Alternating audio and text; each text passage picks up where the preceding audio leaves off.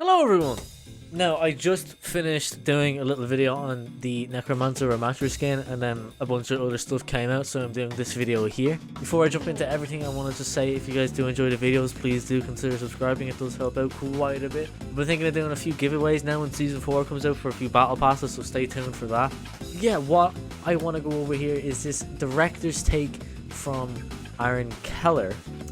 Now, as we can see, it was just posted today, so it says, Happy Friday, everyone. First of all, starting, he says, speaking of talking, one of the biggest complaints we've heard from players was that we're not doing a good job of communicating with the game.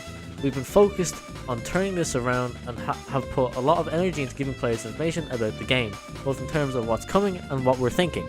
We plan to continue this in the foreseeable future, and we're talking about ways to further improve our communication with you. For instance, we'd like to publish roadmaps that extend beyond the next season to give you an idea of what to expect from the game in a longer time frame. We hope to talk more about this and our plans for other future releases in April.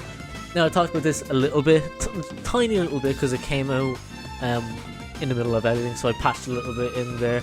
Just how this could mean we could get information now in April about PvE and stuff like that. You know, it'd be really sick to see in April actually PvE be mentioned, and I'm really hoping now in April PvE is mentioned, and maybe we get a release date. A release date would be great, because then we could have an expectation of when PvE is going to drop, whether it'll be the very end of the year or something. Yeah, this is good. It's good to see that they are going to be working more on communication, which is really good. Next thing, another common topic that has been the state of support heroes. A common and accurate complaint was support heroes felt constantly picked on. The feedback is something that the team has been working on addressing since before launch. To do so, we tackle the problem from a few different angles. Reduce the ability for damage heroes to disrupt the enemy backline and target supports. Give supports additional tools to deal with the threat. Exercise some restraint. Many players were getting accustomed to the switch to 5v5. To start, DPS heroes lost their speed passive and a number of flanking heroes got nerfed. We also added survivability to support heroes, buffing the roll passive, as well as making changes to specific heroes to increase their durability. Changes like Zenyatta's kick and Brigitte's shield buff are examples of working well, while some, like Mercy's Guardian Angel changes, we believe were overcorrected, something you'll see addressed in Season 4. The way we went about these changes was to preserve the playstyle of supports while addressing the core issues. And then he goes on to say he feels support is in a much better place right now and continue to improve as the two heroes are added in Season 4 and 6. So this is great. Now we're going to see, I'm pretty sure this season also we are getting a Brigitte Ultimate rework. I think it's this season, and if it's not this season, hopefully we'll be getting addressed this season, and by this season I mean Season 4. It's great that they are mentioning that supports do feel very weak at the moment, and we now see that Mercy will be getting some changes back to Guardian Angel because they feel like they went a bit overboard this season. So maybe the cooldown will be just put to 1.7 or something, 1.8. Maybe they'll kind of do a little rework on how it works, but we are going to be getting some Mercy changes next season, so hopefully happy days for all those Mercy players out there.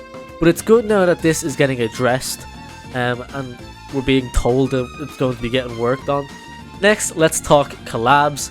We all loved and appreciate the reaction and excitement for our One Punch Man collaboration. Full transparency, we were a little worried about blending another universe, even as cool as this, into Overwatch.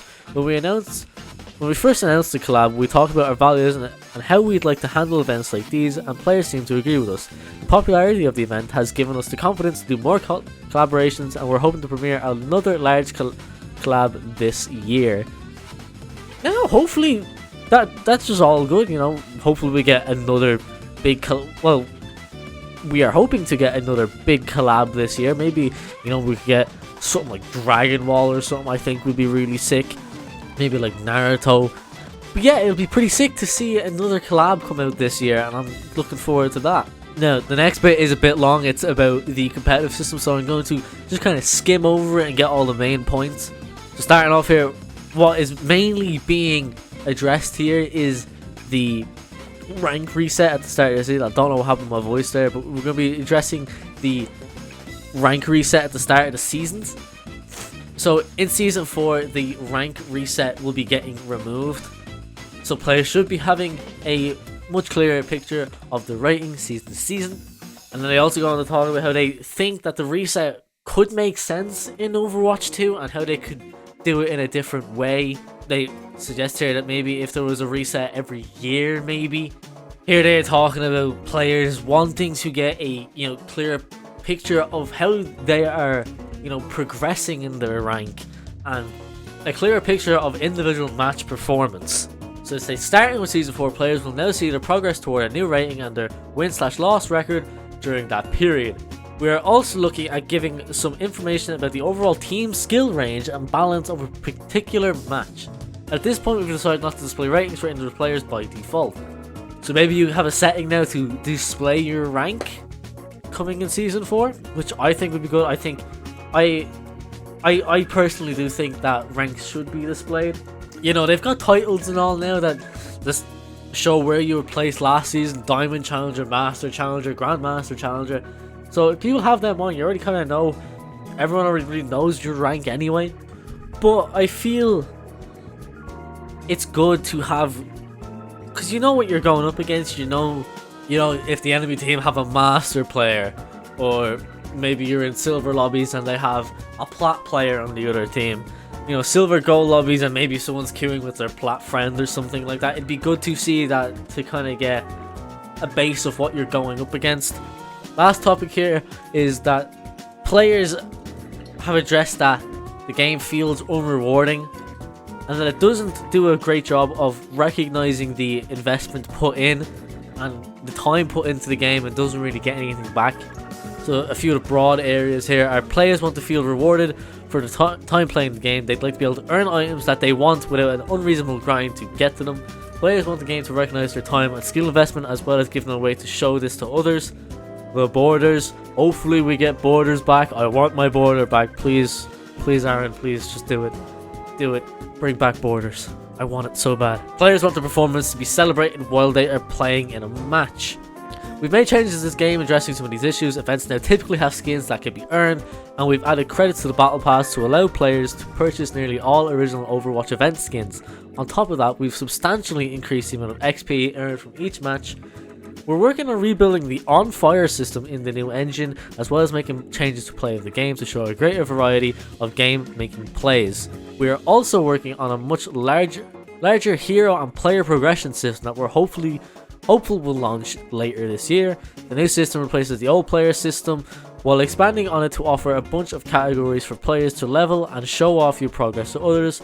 We'll continue to work on this aspect of the game. Besides the moment-to-moment gameplay of Overwatch, this is the largest part of our game feeling good to play. And they just kind of said the last 6 months have been really exciting, and Lovely is excited to see what will come next.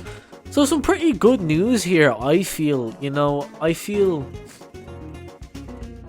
it is pretty good news that what we just got there. You know, changes to rank, you know, a new collab coming up, changes to rewards, you know, On Fire system being brought back, and a little update to the play of the game system. You know, support heroes were addressed and stuff like that, and then we're going to be getting some better communication from the Overwatch team. So I feel like this is really good. This is a really good thing to come out for the game. Let me know what you think down below. Let me know if you think you would personally want anything to either come back, or, you know, some new addition to the game. Let me know. I'd love to know what you guys think. If you did enjoy the video, please do consider subscribing. It does help out quite a bit. Check out my socials, my Ko-fi, my Instagram, my Twitter, my TikTok. Yeah, that's all I gotta say. See ya.